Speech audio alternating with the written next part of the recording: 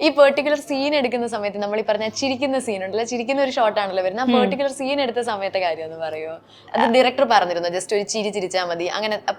അതിങ്ങനെ പറഞ്ഞു, എക്സ്പ്ലെയിൻ ചെയ്ത് തന്നിട്ടുണ്ടായിരുന്നു. അപ്പോൾ അന്ന് പിന്നെ ലാൽ ചേട്ടനൊക്കെ ഉണ്ടായിരുന്നു, ലാൽ ജോസ് അസോസിയേറ്റ് ആയിട്ട് അവിടെ ഉണ്ടായിരുന്നല്ലോ. അപ്പോൾ പുള്ളിക്കാരനാണ് എക്സ്പ്ലെയിൻ ചെയ്ത് തരുന്നതൊക്കെ. അപ്പം കമൽ സാറ് അവിടെ ക്യാമറേൻ്റെ സൈഡിലിരുന്നിട്ട് പറയും ഇങ്ങനെ ചെയ്യണം, ഇന്നതാണ് നടക്കുന്നത്, അപ്പോൾ നമ്മളിങ്ങനെ പൊട്ടിച്ചിരിക്കണം എന്നൊക്കെ പറഞ്ഞു.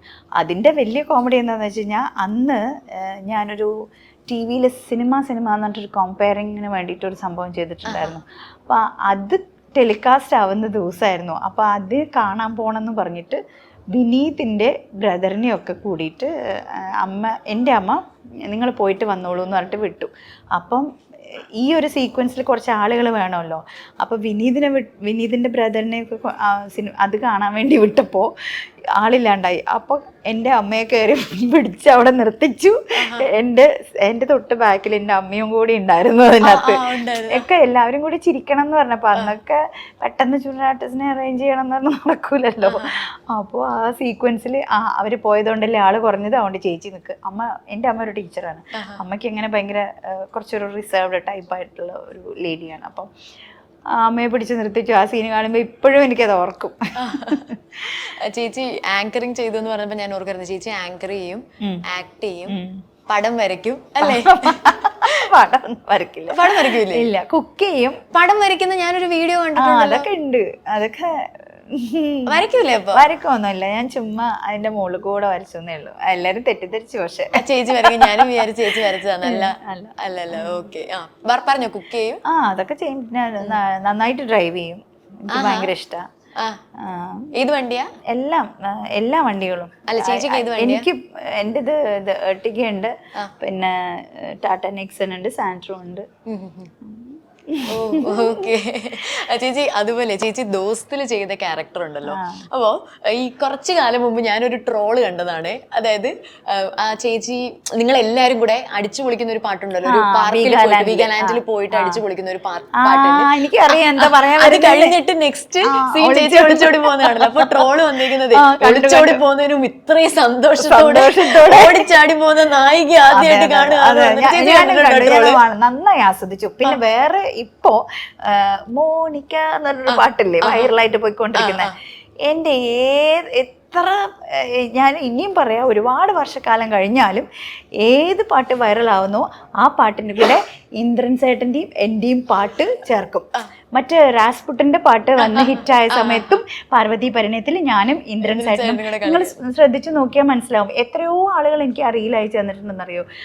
പിന്നെ മോണിക്ക എന്നുള്ള പാട്ട് ഇത് എത്രയോ കാലം മുമ്പ് ഇന്ദ്രൻ ചേട്ടൻ നന്നായിട്ട് ചെയ്തതാണെന്ന് പറഞ്ഞിട്ട് എൻ്റെയും ഇന്ദ്രൻ ചേട്ടൻ്റെയും കൂടെ. ഇപ്പം എന്നിട്ട് ഞാൻ കഴിഞ്ഞ അമ്മയുടെ മീറ്റിങ്ങിന് ഇലക്ഷന് വേണ്ടിയിട്ട് വന്ന സമയത്ത് ഇന്ദ്രൻ ചേട്ടൻ എന്നോട് ചോദിക്കുക, ഡാ നമ്മള് പാട്ടാണ് ഇപ്പൊ പോയിക്കൊണ്ടിരിക്കുന്നത്. ഞാൻ ചോദിച്ചു ഏതാ ഇന്ദ്രൻ ചേട്ടൻ? മോണിക്ക. അപ്പൊ എന്താ പറയാ, ആ പാട്ട് എല്ലാ കാലത്തിലും മാച്ചിങ് ആണ്. ആ സ്റ്റെപ്പൊക്കെ ആണെങ്കിൽ ഏത് കാലത്തുള്ള സ്റ്റെപ്പ് അതൊക്കെ കറക്റ്റ് ബീറ്റിനനുസരിച്ച് വന്നിട്ടുണ്ട്. നമ്മൾ അത് ചെയ്യുന്ന അന്നത്തെ സമയത്ത് നമ്മൾ ചിന്തിച്ചിട്ട് പോലും റാസ്പുട്ടിന് വേണ്ടിയിട്ടും വൈറലായി. ഏത് വൈറൽ പാട്ട് എടുത്ത് നോക്കിയാലും അതിന് കറക്റ്റാണ് ആ മ്യൂസിക്. പക്ഷെ പലർക്കും അറിയുമെന്നറിയില്ല ഞാനാണ് ഇന്ദ്രൻ സാറിന്റെ കൂടെ ചെയ്യുന്നതെന്നുള്ളത്. എനിക്ക് അറിയില്ല അത് കറക്റ്റായിട്ട്. കാരണം കമന്റ്സിലൊക്കെ മനസ്സിലാവുന്നില്ല ഇത് ഞാനാണ് എന്നുള്ളത്. ചേച്ചി ഇങ്ങനെ ട്രോൾസ് ഒക്കെ എൻജോയ് ചെയ്യുന്ന ആളാണ്? പിന്നെ എല്ലാം എൻജോയ് ചെയ്യും. ഞാനീ പറഞ്ഞ ദോസ്തിലെ സാധനമായി അത് കാണുമ്പോഴാണ് നമ്മൾ ആലോചിക്കുന്നത് ശരിയാണല്ലോ ഇങ്ങനെ ഉണ്ട് എന്നുള്ളത് അല്ലേ? ഓക്കെ. നേരത്തെ പറഞ്ഞതുപോലെ ഇത്രയും കൊല്ലമായിട്ട് ഇൻഡസ്ട്രിയിൽ ആക്റ്റീവായിട്ട് നിൽക്കുന്ന ഒരാളാണ്. അപ്പം ചേച്ചിക്ക് ഇഷ്ടമുള്ള സീരിയലിൽ ചെയ്ത ഈ ഒരു ക്യാരക്ടർ ഏതാണ് പിക്ക് ചെയ്യാനൊക്കെ പറഞ്ഞു കഴിഞ്ഞാൽ അത് കുറച്ച് ബുദ്ധിമുട്ടുള്ള കാര്യമായിരിക്കും. ബട്ട് സ്റ്റിൽ എന്നാലും നമുക്ക് ക്ലോസ് ടു ഹാർട്ടായിട്ട് നമുക്ക് ഒരു റെക്കഗ്നിഷൻ കിട്ടിയേ, നമുക്ക് തന്നെ ആസ് ആൻ ആക്ടർ ഒരു ആൾക്കാർ തിരിച്ചറിഞ്ഞ അങ്ങനെ ഒരു ക്യാരക്ടർ ഏതായിരുന്നു? ഉണ്ട്. അതെന്ന് വെച്ച് കഴിഞ്ഞാൽ ഞാൻ സിനിമയാണ് ആദ്യം ചെയ്തത്. അപ്പോൾ എല്ലാവരും എന്നെ അഡ്വൈസ് ചെയ്തു. അന്ന് മനോരമയുടെ ഒരു സീരിയൽ ഉണ്ടായിരുന്നു. അന്ന് മനോരമ വിഷൻ അല്ല, മനോരമ പ്രൊഡ്യൂസ് ചെയ്യുന്നൊരു ഇതുണ്ടായിരുന്നു. അപ്പോൾ സുകുമാരി അമ്മ എല്ലാവരും ഉണ്ട്, ജഗന്നാഥ വർമ്മ അവരൊക്കെ ഉണ്ട്, വിജുവേട്ടനാണ് അതിനകത്ത് ഇത് ഒരു ക്യാരക്ടർ ചെയ്തത്. അപ്പോൾ വിജയകുമാറിൻ്റെ വൈഫായിട്ട് ചക്കരയും വാവയും എന്ന് പറഞ്ഞിട്ട് ഇന്നും ആളുകൾ എത്രയോ ആളുകൾ എൻ്റെ അടുത്ത് പറഞ്ഞിട്ടുണ്ട് ഞങ്ങൾ കട പൂട്ടി ആ സീരിയൽ കാണാൻ വേണ്ടി പോയിട്ടുണ്ടെന്ന്, ആ ഒരു സീരിയലിനെ പറ്റിയിട്ട്. ശരിയാണ്, ആ സീരിയൽ ഒരു നല്ലൊരു ഹിറ്റായിരുന്നു. ഇപ്പോഴും ആൾക്കാർക്ക് എന്നെ ചക്കര എന്ന് പറഞ്ഞിട്ട് തന്നെയാണ് വിളിക്കുന്നത്. ചക്കരയും മാവേലി ചക്കരയല്ലേ എന്ന് പറഞ്ഞിട്ടാണ് ആൾക്കാർ എൻ്റെ അടുത്ത് സംസാരിക്കുന്നത്. സിനിമ ഇത്രയും ചെയ്തെങ്കിലും ഒരു 10-50ഓളം സിനിമ ചെയ്തിട്ടുണ്ട്. പക്ഷേ ഈ സീരിയലുകൾ ൂടെയാണ് കൂടുതലാൾക്കും ആ ഒരൊറ്റ സിനിമ ഞാൻ പറഞ്ഞില്ലേ, പൂവേ ഉനക്ക്, തമിഴ്നാട്ടിൽ പൂവേ ഉനക്കാക എന്ന് പറയുന്ന ഒരു സിനിമ കാരണമാണ് ഞാൻ അത്രയും ആളുകൾക്ക് ഇഷ്ടം ആയിട്ട് വന്നിട്ടുള്ളത്. അതേപോലെ ഇവിടെ മലയാളത്തിലാണെന്നുണ്ടെങ്കിൽ ഈ നിറമാല എന്ന് പറയുന്ന സീരിയലും പിന്നെ അതിനോടനുബന്ധിച്ച് വന്ന കണക്റ്റഡ് ആയിട്ടുള്ള 1-2 വേറെയുണ്ട്. സുമിത്ര, ചന്ദ്രോദയത്തിലെ സുമിത്ര, അത് ഇന്നും ഇപ്പം MR അങ്കിൾ പറഞ്ഞു, എത്ര കാലം കണ്ടു കഴിഞ്ഞാലും അതൊന്നും മറക്കാത്ത നല്ല സത്തുള്ള സീരിയലുകളാണ്. ഇപ്പോഴത്തെ പോലത്തെ കുശുമ്പ് കുന്നായ്മ അങ്ങനത്തെ ടൈപ്പ് ഒന്നുമല്ല സ്റ്റോറീസൊക്കെ അന്നൊക്കെ. ചേച്ചി എന്നിട്ട് പൊതുവെ നമ്മളിങ്ങനെ ഈ സീരിയൽ ആക്ടേഴ്സിന് സിനിമയിലേക്ക് അവർ പ്ലേസ്ഡ് ആവുക കുറച്ച് പാടാന്ന് പറയും, സിനിമയിലേക്ക് വരാൻ. അല്ലെങ്കിൽ സിനിമയിൽ നിന്ന് വന്നിട്ട് പിന്നെ അവർ സീരിയലിലോട്ട് ട്രൈ ചെയ്യത്തില്ല. പക്ഷെ ചേച്ചിയുടെ കാര്യത്തിൽ ചേച്ചി ഇത് രണ്ടിലും വളരെ ആക്റ്റീവായിട്ട് രണ്ടും ബാലൻസ് ചെയ്ത് പോകുന്നുണ്ടായിരുന്നു. അപ്പൊ ആ ഒരു പ്രോസസ്സ് എങ്ങനെയാ ചേച്ചി ആ പ്രായത്തിൽ അത് കൊണ്ടുപോയത്? അത് മേ ബി ബിക്കോസ് ഓഫ് ഇമ്മെച്യൂരിറ്റി എന്ന് വേണമെങ്കിൽ വിശേഷിപ്പിക്കാം. പക്ഷെ എന്താ വെച്ച് കഴിഞ്ഞാൽ നമുക്ക് കൂടുതലായിട്ട് അറിയുന്നില്ല. അപ്പോൾ ഞാൻ വിചാരിച്ചില്ല എൻ്റെ പ്രൊഫഷൻ അതായിരിക്കും എന്നുള്ളത്. നമുക്കൊരു ക്ലിയർ ഗൈഡൻസ് ഉണ്ടായിരുന്നില്ലല്ലോ.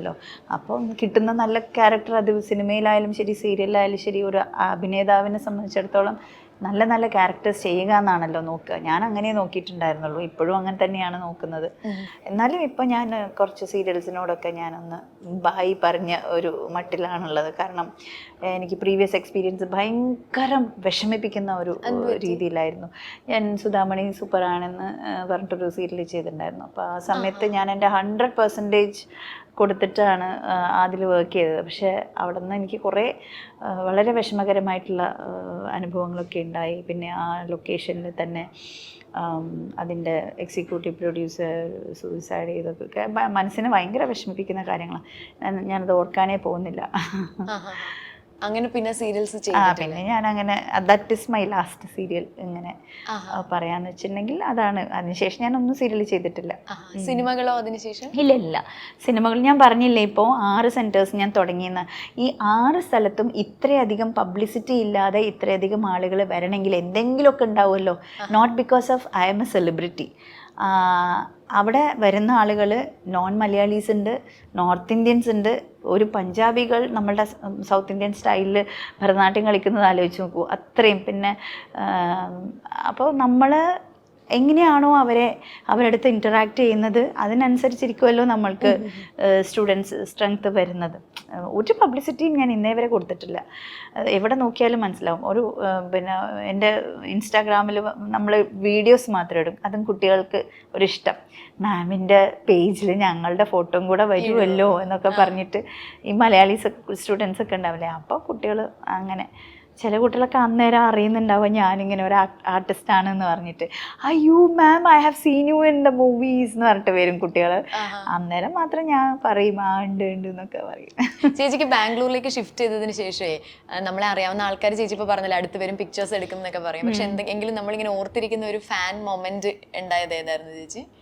ഫാൻ മൊമെൻറ്റ് അന്നും ഇന്നും ഒറ്റ ഒരു ഫാൻ മൊമെൻറ്റ് എനിക്ക് പറയാനുള്ളൂ. കോയമ്പത്തൂർ ഈ പൂവേ ഉനക്കാകയുടെ ഫിലിം ആഘോഷിക്കുന്ന സമയത്ത്, അതായത് ഇത്രയോ ദിവസങ്ങൾ ആഘോഷിക്കുന്ന സമയത്ത് ഞങ്ങളെ എല്ലാ ആർട്ടിസ്റ്റുകളെയും അവിടെ വിളിച്ചു.